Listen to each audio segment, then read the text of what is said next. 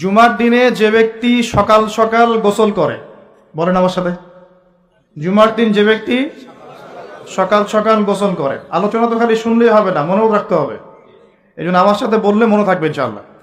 জুমার দিন যে ব্যক্তি সকাল সকাল গোসল করে, উত্তম কাপড় পরিধান করে, উত্তম কাপড় মানে আপনার ভালো কাপড়টা, আপনার সামর্থ্যের সেরাটা, আপনার সামর্থ্যের মধ্যে সেরাটা।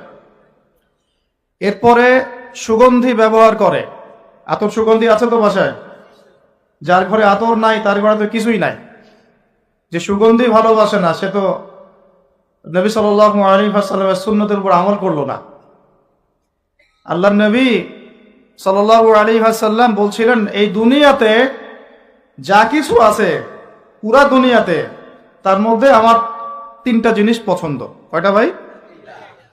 এক নাম্বার সলাহ, এক নাম্বার নামাজ।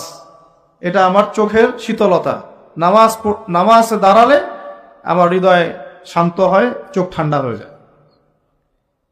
এটা নবী সাল্লাল্লাহু আলাইহি ওয়াসাল্লামের পছন্দের। ওইটাই এখন উম্মত আদায় করে না, তো সেই উম্মত মাইর খাবে না তো কে মাইর খাবে? কথা বলেন। যে উম্মত নামাজ পড়ে না সেই উম্মত মাইর খাবে না তো কে মাইর খাবে?